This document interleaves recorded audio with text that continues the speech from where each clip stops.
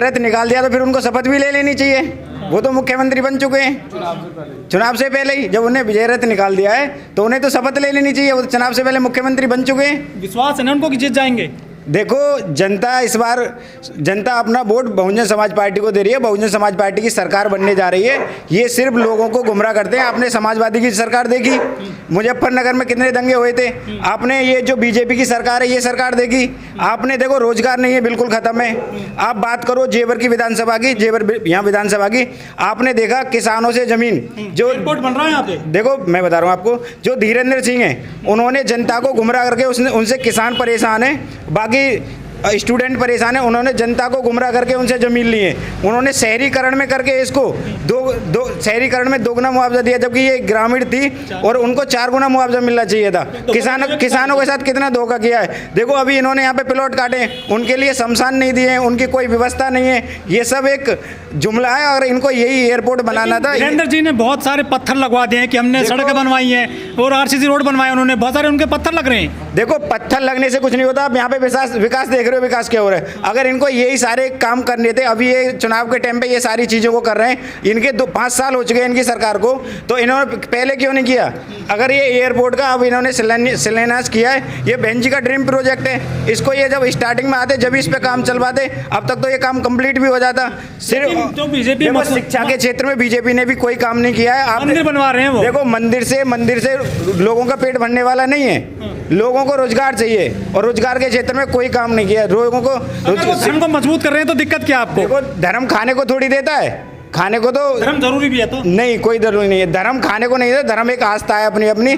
देखो धर्म अपनी जगह है, बाकी रोजगार अपनी जगह है। देखो शिक्षा के क्षेत्र में अभी देखो मैं बताऊं आपको, इस देखो एक मिनट, देखो वो तो अगर हमें रोजगार देंगे वो तो हम स्वयं कमा लेंगे ना। वो हमें शिक्षा देंगे, हमें रोजगार मिलेगा। दिक्कत क्या है? देखो कुछ नहीं, वो फ्री की कोई, ये तो सब जुमला है।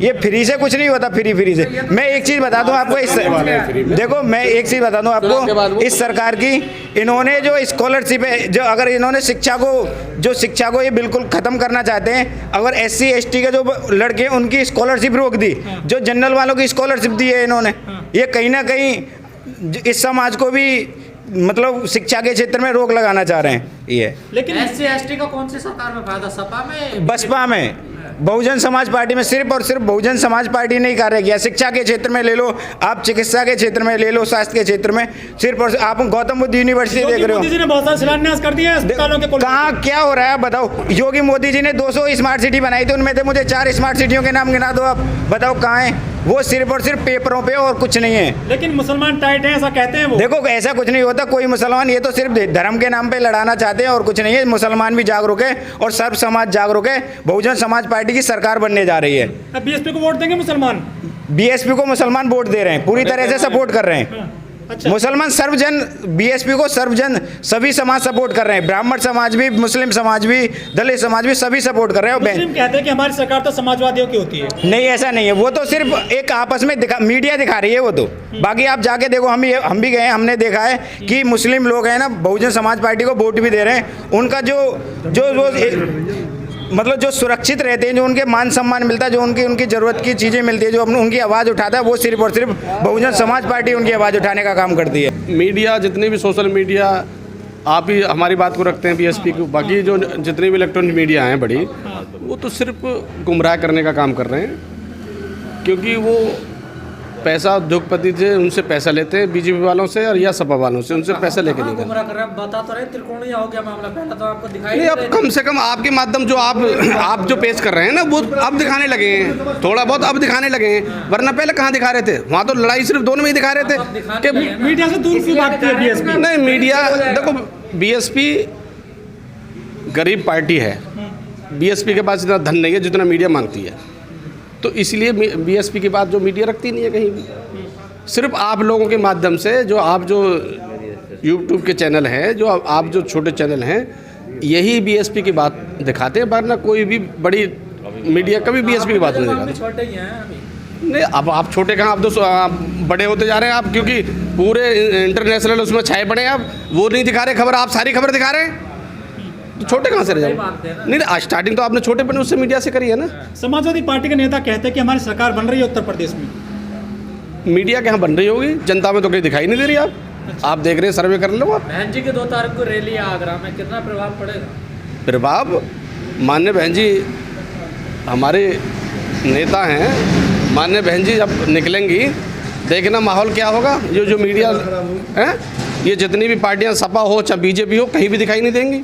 और सही मायने में तो ज़मीन पर बीएसपी का ही वर्कर है, बीएसपी ही दिखाई दे रही है। चाहे हमारे ज़िले का ले लो आप, गौतम बुद्ध नगर का, चाहे विजयपुर विधानसभा का ले लो। अमित शाह भी है आजकल। हाँ, अमित शाह हैं, मीडिया उनको दिखा रही है ना, मीडिया तो दिखा रही है ना उनको। जो इलेक्ट्रॉनिक्स जो मीडिया दिखता है वही बिकता है, वो आगे जा रहे हैं। नहीं, देखो ऐसा नहीं है। बीजेपी तो उनको नागरिक मानने के लिए तैयार नहीं थी, अब वो वोट क्यों ले रहे हैं उनका?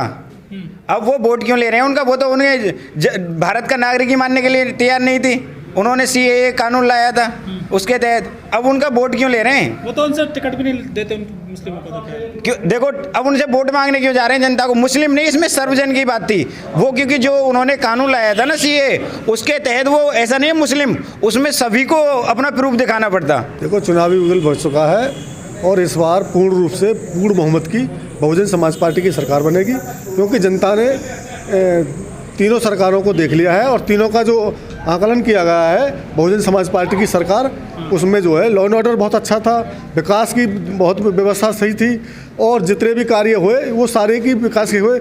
नौकरियों में रोजगार की व्यवस्था बहुत अच्छी थी और जो सुरक्षा का मामला है, मुस्लिम अपने आप को, जो समाज है, पूर्ण रूप से सुरक्षा महसूस करता था।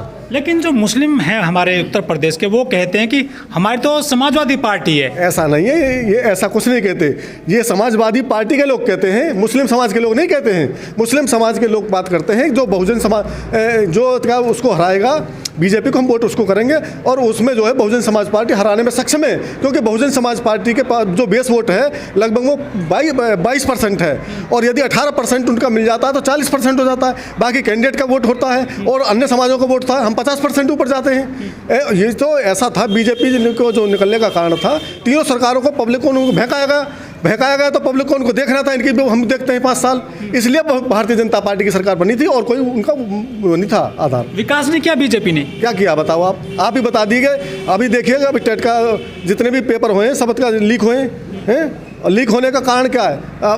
जनता को किराया लगता है, वो लगता है तमाम, सब बेकार हो जाता है बाद में और बहुत जनता परेशान है और ये एंड टाइम पे करते हैं उस काम। अपराध तो कम हो गए ना उत्तर प्रदेश में? क्या कम रहा हुआ है अपराध? आप देखिएगा वहाँ पे किसानों के साथ में क्या हुआ, लखीमपुर देते हैं अपराधियों को। हाँ, और ये तो आपको नहीं पता क्या हुआ था, गाड़ी चढ़ाई गई थी वहाँ पे, आप नहीं पता।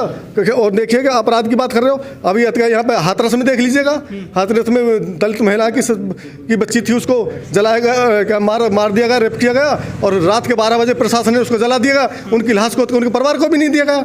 ये प्रशासन ये जेल तो चले गए ना, जेल से मतलब थोड़ी है। आप ये देखो, ये कह रहे थे कि हमारे आदमी को बचाइएगा और जब जाँच हुई तो उनको पाया गया उसमें।